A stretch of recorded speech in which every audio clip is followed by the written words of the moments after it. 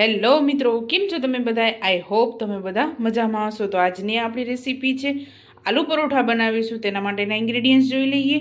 તો નોર્મલ આપણે રોટલીનો લોટ બાંધી અને 10 મિનિટ રેસ્ટ રાખેલો છે. આદુ, મરચાં અને લસણ વાટી લીધા છે.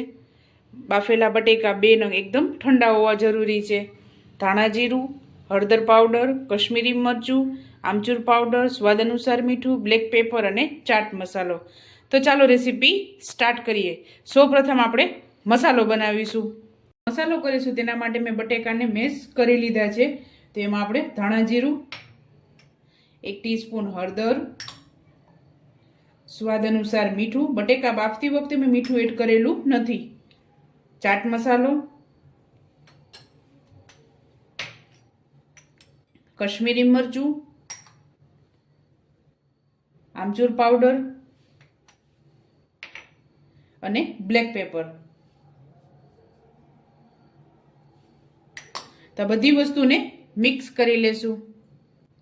ત્યારબાદ આદુ, લસણ અને મરચાંની પેસ્ટ એડ કરશું.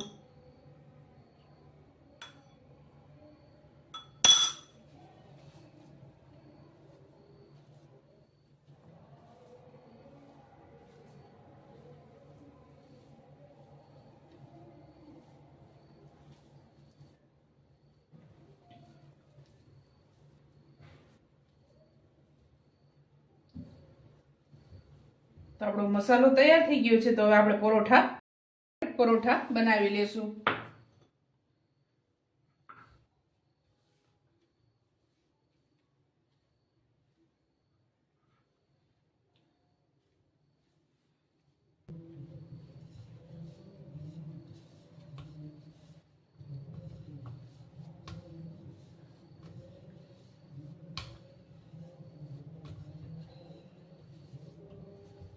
તો આપણે થોડીક આને મોટી વણવાની છે.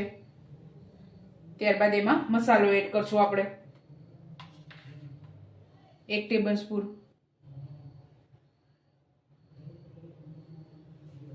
તમે વધારે પણ એડ કરી શકો છો.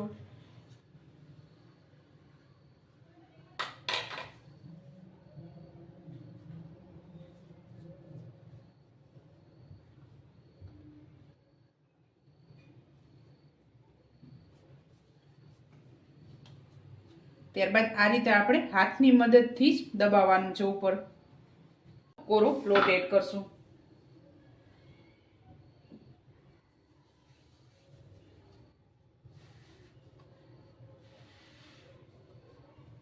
તો સ્ટાર્ટિંગમાં આપણે પાછળની સાઈડ વણવાનું છે અને એકદમ હળવા હાથે વણવાનું છે. વજન આપશો તો મસાલો બહાર આવી જશે.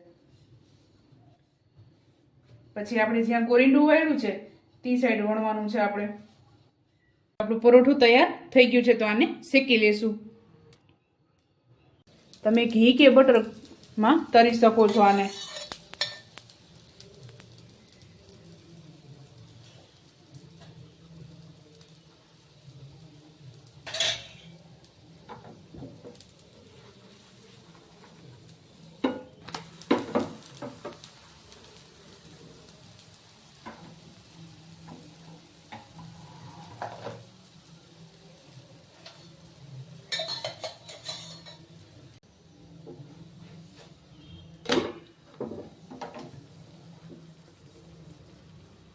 તો આપણે આ જ રીતે તૈયાર કરી લેશું.